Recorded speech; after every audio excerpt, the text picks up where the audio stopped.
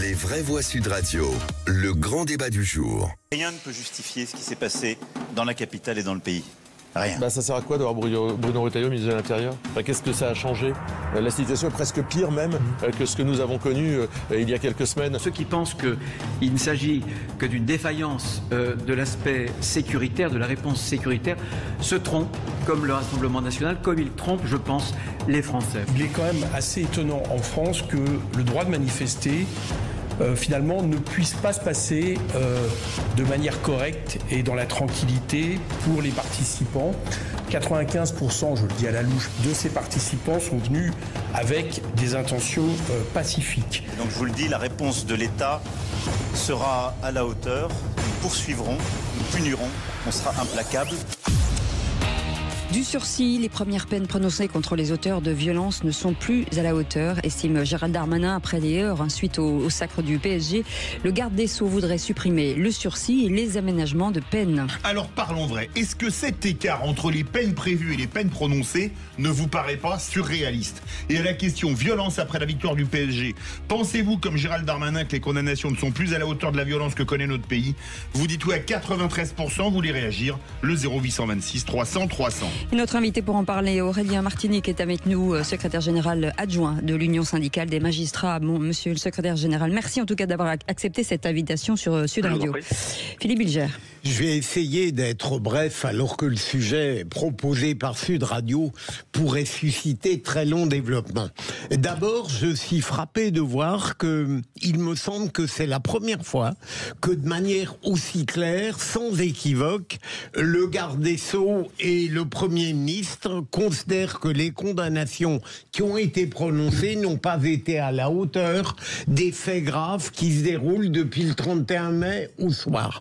Deuxième élément, tant qu'on restera dans le système de la preuve individuelle, avec des prévenus qui disent qu'ils n'ont jamais été condamnés et qu'en réalité, ils ont été pris par une sorte de pression collective ou qu'ils voulaient impressionner les autres, eh bien, on aboutit à des peines avec sursis et probablement relâchés et des sursis qui peut-être plus tard ne seront pas révoqués. Troisième élément, et j'ai presque fini, eh bien, les mesures proposées par Gérald Darmanin sont tout à fait pertinentes. Et la dernière observation, c'est que il me semble que pour toutes ces violences collectives, il faut sortir de la preuve individuelle qui n'a rigoureusement aucune chance d'aboutir. Il faut accepter de considérer que le groupe lui-même est co-auteur des violences. Sébastien Ménard ? Alors moi je ne crois pas du tout en fait à l'adaptation ou à l'interprétation de la loi. Désolé Philippe Bilger, moi je pense qu'en fait la problématique elle est technique, elle est tactique, elle est terrain. Vous avez vu, comme moi, probablement sur les réseaux sociaux, des vidéos diffusées par les jeunes où on voit des flics, on va les appeler comme ça, prendre à partie des jeunes. Alors, c'est pas n'importe quel jeune, c'est des jeunes qui sortent de boutiques en train d'être pillés. Oui. Moi, j'ai vu des fonctionnaires de police savater des délinquants, leur mettre des tartes, etc. C'est cette doctrine-là, en fait, qu'il faut appliquer. À un moment donné, on le voit bien, quand la police décide d'intervenir, c'est pas des manchots, c'est pas des lâches. On a des fonctionnaires de police qui sont extrêmement courageux, extrêmement préparés pour ça. À un moment donné, il faut s'interposer. Il faut y aller. Voilà. C'est ce qu'ils faisaient contre les Gilets jaunes. Non, mais il faut donner des ordres clairs et avoir le courage de donner des ordres clairs. Voilà, je sais pas. Moi, j'ai quand même le sentiment qu'il y a des boutiques dans Paris qui ont été épargnées. Voilà, il y a quand même des grandes boutiques de luxe. Alors peut-être que des consignes avaient été données, sûrement d'ailleurs. Fallait pas que ça passe. En fait, fallait pas qu'il y ait une vitrine de cassée. Fallait pas qu'il y ait de pillage. Et quand on laisse à la police, aux fonctionnaires de police, le soin de faire leur boulot, évidemment, les manifestants reculent. Enfin, les manifestants, les pillards reculent et il y a moins de dégâts constatés. Mais quand on laisse les fonctionnaires de police regarder parce qu'ils n'ont pas l'ordre d'intervenir, et voilà ce qui se passe. Moi, j'ai vu à côté de mon bureau, parce que je travaille boulevard Haussmann, j'ai un salon de coiffure qui a rien demandé, qui a été pillé, totalement vandalisé. Il y a des voisins, etc., des gens qui bossent avec moi, qui avaient garé leur bagnole. Il n'y a plus de bagnole, il n'y a plus rien. Voilà, c'est-à-dire qu'eux aussi ont regardé le match, eux aussi avaient le droit de faire la fête. Est-ce que c'est normal? Qu'est-ce qu'on dit à ces gens-là? On va leur dire « Ah ben non, mais là c'est normal, maintenant on va prendre, pardonnez-moi Philippe Bilger, les preuves collectives, machin. » Mais ça suffit, on n'a pas besoin de ça. On a aujourd'hui un outil à disposition de l'État français, à savoir des fonctionnaires de police, des structures, des équipements, des machins. Enfin, il y a tout ce qu'il faut pour intervenir. Pourquoi n'intervenons-nous pas? Farid Temsamani. Bon, il y a plusieurs choses à dire. Premièrement, nous restons pour l'instant un État démocratique. Il y a effectivement. C'est pas démocratique de laisser des jeunes piller des magasins. Il y a d'une part la police qui fait son travail, qui fait ce qu'elle peut. La réalité. Et ensuite, il y a la réponse judiciaire, la réponse des magistrats. Et là, effectivement, on peut avoir le sentiment que la réponse n'est pas finalement adéquate par rapport au ressentiment général de la population. Et c'est pas qu'un ressenti. Et c'est pas qu'un ressenti, vous avez complètement raison. La réalité, c'est quoi? C'est quel est le message qu'on envoie aux autres pour les prochains événements? Voilà. Moi, c'est ça qui me fait peur. Parce qu'au final, ces fameux sursis, ces fameuses peines relativement faibles, malheureusement, qui doivent être traitées de manière individuelle parce qu'elles ont probablement une réponse. Moi, ce qui me chagrine, c'est le peu réel, finalement, de personnes condamnées, le peu d'interpellations, même s'il y en a eu beaucoup, parce que la police, dans ces moments-là, est complètement débordée. Et j'espère qu'avec tout ce qui traîne sur les réseaux sociaux, les vidéos, etc., que ça va continuer. La réalité, c'est qu'il faut traiter les choses de manière beaucoup plus profonde. Moi, ce que je pense, c'est que vous avez des gens qui viennent se défouler, qui se servent de ce type d'événement. Et là, c'est concomitant, puisque aujourd'hui, on a Teddy Riner, qui est la personnalité choisie par le gouvernement, notamment pour traiter de la santé mentale. Moi, je pense qu'il y a un vrai sujet d'un point de vue de la santé mentale, notamment en plus de la réponse judiciaire qui doit être apportée, parce qu'il n'est pas normal que certains viennent faire la fête, que d'autres viennent casser, piller, etc. Moi, je trouve ça scandaleux. Et je suis désolé de le dire, on a un garde des Sceaux, c'est comme s'il n'a jamais été ministre de l'Intérieur. Aujourd'hui, qui va s'exprimer. Alors, je passe le fait qu'un garde des Sceaux puisse s'exprimer, critiquer des décisions de justice, ça c'est une chose. Mais la réalité, c'est que quand il a été ministre de l'Intérieur, a-t-il vraiment agi en la matière? Parce que c'est pas nouveau et ça va continuer malheureusement. Moi, c'est ça qu'il faut dénoncer. Et moi, j'ai de la peine pour tous ces commerçants. Parce que généralement, ça n'est pas, ça a été dit, ça n'est pas LVMH qui a été attaqué ou quoi que ce soit. Ce sont des pauvres commerçants qui vont avoir des primes d'assurance qui vont exploser et qui vont probablement, pour certains d'entre eux, mettre même la clé. Et qui ont déjà subi plusieurs fois Exactement. depuis. C'est ça. Aurélien Martini, secrétaire général adjoint de l'Union syndicale des magistrats, voilà, état des lieux de ce qui se dit autour de cette table. Quand on voit que pour les pillards, on risque 3 ans ferme et 45 000 € d'amende, là c'est 500 à 800 € d'amende et de la prison avec sursis, la magistrature a anticipé la période des soldes? Alors, non mais simplement, d'abord, pour reprendre un peu les choses, il y a des comportements qui ont été intolérables et des gens qui viennent pour casser. C'est-à-dire que c'est pas des supporters de foot, ce sont des gens qui viennent pour casser, pour piller. C'est-à-dire que ce sont des voleurs, des pilleurs. Ça, c'est un point, je crois, qui est contesté par personne. Deuxième élément, moi j'ai eu à gérer, alors pas de cette nature et pas de cette ampleur, mais au parquet, des manifestations qui débordent avec des pillages. Je vais vous dire, le sentiment qu'on ressent, c'est un sentiment de frustration. C'est le sentiment majoritaire. Pourquoi? Parce que bien souvent, et quand vous avez les caméras piétons des policiers ou de la vidéosurveillance, ce que vous constatez, c'est que ceux qui sont interpellés ne sont pas ceux qui sont les plus dangereux ou les plus actifs. Très clairement, moi ce que j'ai constaté dans tous ces types de dossiers, c'est que ceux qui sont les plus actifs, ceux qui ont les boules de pétanque, ceux qui ont les cocktails Molotov, etc., ceux-là, ils sont beaucoup plus rodés et ils ne se font pas interpeller. Et ceux qui sont interpellés, souvent, c'est le menu frottin, pardonnez-moi l'expression, mais c'est des gens beaucoup moins expérimentés qui se font interpeller. Et d'où les réponses judiciaires aussi qui sont pas à la hauteur des agissements commis, parce que sont pas les plus actifs. Donc ça rejoint aussi la question que posait Philippe Bilger sur la responsabilité collective. Sur le sursis simple, on a une vraie question. Moi, je veux pas le nier, parce que quand vous demandez à un prévenu qui a déjà été condamné à une peine de sursis simple, monsieur, avez-vous déjà été condamné? La réponse est toujours la même. Non, je n'ai jamais été condamné, parce que j'ai été condamné à du sursis simple. Donc, ça interroge sur le sens de la peine. Parce que si on condamne des gens qui n'ont pas la sensation d'être condamnés, on rate la cible. Mais la vraie question, c'est qu'est-ce qu'on fait de ces gens condamnés à du sursis simple? Ces centaines de milliers de personnes.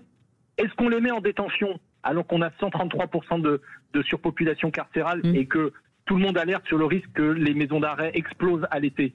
Est-ce qu'on les met en prison? Et si on ne les met pas en prison, est-ce qu'on les fait suivre par des agents de probation qui suivent actuellement 200 000 personnes, à peu près, ou 250 000 personnes, milieu ouvert, milieu fermé, c'est-à-dire détenues et hors les murs de la prison? On rajoute 300 000 personnes, et comment on fait? Oui, mais vous voyez, il y a vraiment une question de capacité de l'État quand même à réagir. Donc on fait rien. Déjà, ces problèmes, mais il faut pouvoir le faire. Pardon de vous couper, mais déjà ceux qui, peut-être ont que du sursis et ce sont pas les plus méchants. Enfin, ils étaient quand même là pour piller. Donc à ce moment-là, nous on a vu qu'il y avait des gens qui avaient des CDI, des choses comme ça, qui ont quand même été pris la main dans le sac. Et qui payent. Pardon de vous le dire, qui paye, qui rembourse. Oui.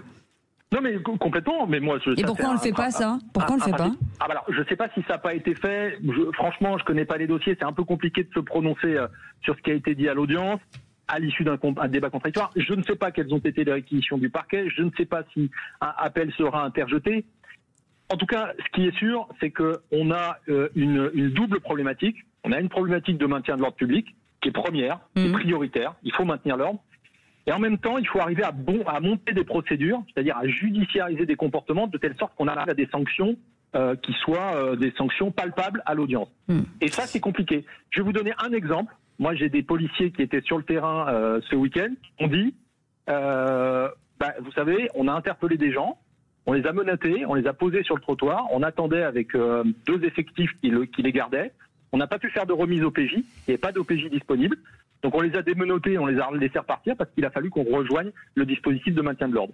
Donc il y a aussi, je dis ça, je ne veux pas jeter l'opprobre parce que mais vous voyez, on a quand même derrière tout ça un problème de moyens et de capacité à traiter. Si on ne voit la question que sous l'angle d'affaiblissement des institutions en disant les uns font leur travail, les autres le font pas, je ne crois pas que ce soit ça. Je crois que vraiment le régalien en France n'est pas considéré à la hauteur qu'il devrait être, et on en paye les conséquences. Est-ce que vous ne trouvez pas que les mesures de Gérald Darmanin, et notamment les peines minimales, à partir du moment où la culpabilité est établie, sont assez habiles dans la mesure où elles pourraient ne pas susciter forcément l'hostilité des magistrats, contrairement à ces peines planchées d'hier? Alors, je suis prêt à en discuter, et l'Union syndicale des magistrats est prête à en discuter, très clairement. L'exemple des peines planchées, le problème, c'est que c'est un contre-exemple majeur, parce que ce qu'on présente toujours comme la solution, les peines planchées, si on fait un retour d'expérience, ça n'a pas fonctionné. Et pourquoi? Parce que la même majorité qui faisait les peines planchées à l'époque, le même gouvernement, a fait en même temps l'aménagement des peines jusqu'à 2 ans. Rendez-vous compte, 2 ans d'emprisonnement ferme, on n'y allait pas. On n'allait pas en détention. Oui, pourquoi? Parce que le risque, c'était de générer une surpopulation carcérale. Et donc moi, je pose une question. Si l'objectif, c'est d'incarcérer plus, où mettons les gens? C'est quand même une vraie question. On demande aux magistrats, vous n'êtes pas assez sévères, alors qu'ils le sont de plus en plus. Et d'ailleurs, les prisons craquent, c'est bien que les magistrats incarcèrent de plus en plus. Mais si on doit encore incarcérer plus, où est-ce qu'on va mettre les gens? On n'a pas été capable de construire 15 000 prisons en 5 ans, 15 000 places, pardon, en 5 ans. Rendez-vous compte? Donc, si on a besoin de places de détention, il faut les faire. Ou alors, il faut que le politique dise qui on sort de détention, qui on sort de prison et qui on y met. Mais vous voyez, c'est une question de fond. Et on ne peut pas simplement dire la justice est laxiste. D'ailleurs, c'est faux si on compare aux autres pays européens. Allez, 0826 300 300, c'est un autre Philippe qui est avec nous. Rebonsoir Philippe. Oui, j'écoute avec attention.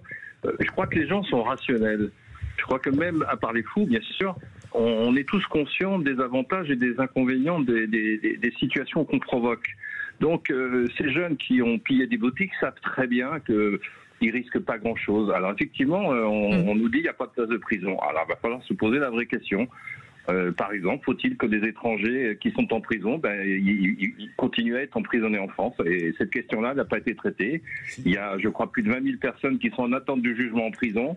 Des places de prison, on peut en trouver, mais il y a d'autres décisions à prendre qui sont pas prises actuellement. Mais en tout cas, si on laisse les choses de cette manière, on a une explosion de la violence sur ce fait précis, mais on a une explosion de la violence. Je notais ce matin qu'il y a 20% d'augmentation des incidents dans les transports en commun. On a une société qui va de plus en plus mal. Je ne sais pas si c'est la répression qui va la changer, mais en tout cas, on ne peut pas laisser les choses continuer sur cette voie. Ça, c'est clair. La responsabilité des parents, Aurélien Martini. Quand on voit qu'à Nantes, par exemple, un gamin de 12 ans a attaqué un bus, que faisaient les parents ce soir-là? Alors, bon, très clairement, moi j'ai été chef d'une section des mineurs au parquet. La responsabilité des parents, elle est majeure dans bien des passages à l'acte délinquant des mineurs. Mais il faut distinguer les cas. C'est-à-dire que vous avez effectivement des parents qui sont dépassés, c'est-à-dire qu'ils n'y arrivent plus, et des parents qui ne veulent pas. Ouais. Et sur les parents dépassés, il faut les aider. Je vais vous prendre un exemple très simple, mais pour vous faire comprendre. Je pars d'un cas un peu plus loin. Quand vous avez des délais très importants pour divorcer un couple, et qu'au lieu de le divorcer en 4 mois, vous le divorcez en 8. Le risque, c'est que les gens restent ensemble en attendant une décision et finissent par taper dessus parce qu'ils n'en peuvent plus. Ça va engendrer des violences conjugales. Et donc vous allez poursuivre, généralement le mari, pour des violences conjugales. Et puis l'enfant qui aura assisté aux violences conjugales, il va être traumatisé. Donc vous allez le prendre en charge. Simplement, les services de l'ASE, le juge va dire, je veux qu'il soit pris en charge tout de suite pour avoir un suivi psychologique. Mais au lieu d'une prise en charge à 1 mois, ça sera 6 mois. Oui, mais et puis donc, comme la mise en charge se met pas en œuvre, celui-ci va tomber dans la délinquance, etc., etc. Oui, mais il faut arrêter de dire qu'il n'y a que des gens de parents divorcés qui... on l'entend, ça aussi. Ce que je dis, c'est que quand les moyens alloués à la justice, ils ont des conséquences en cascade. C'est ça que je dis. Et que, vous voyez, je pars d'une décision, parce que c'est une situation que j'ai vécue professionnellement. Mais quand la justice n'a pas les moyens d'intervenir rapidement, et surtout de faire exécuter ces décisions rapidement, alors on se retrouve dans une situation où elle n'est plus efficace. Et quand la justice n'est plus efficace, on arrive à ces situations. Et donc, en fait, on est tout le temps dans la culture de l'excuse. Il y a toujours une excuse, en fait. Il y a toujours un truc qui ne va pas. Une explication. Oui. Il y a 4 fois moins de procureurs en France que la moyenne européenne, 2 fois moins de juges. Ouais. Si vous me dites qu'on peut faire aussi bien avec 4 fois moins et 2 procureurs et 2 fois moins de juges... Non, mais je parlais pas de vous, je parlais des parents. Non, mais vous voyez, c'est quand même fondamental. Cette question, elle est fondamentale. Quand on compare aux autres pays qui n'ont pas notre taux de surpopulation carcérale, alors qu'ils incarcèrent comme nous, donc ils ont plus de places de prison, ils ont 4 fois plus de procureurs, 2 fois plus de juges.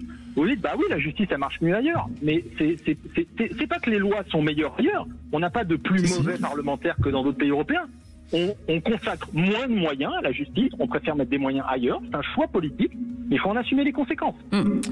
Merci en tout cas 1000 fois d'avoir accepté notre invitation, Aurélien Martini. C'est toujours un plaisir de vous avoir, secrétaire général adjoint de l'Union syndicale des magistrats. Vous restez avec nous dans un instant, le qui c'est qui l'a dit, ça va nous détendre un petit peu, tout de suite.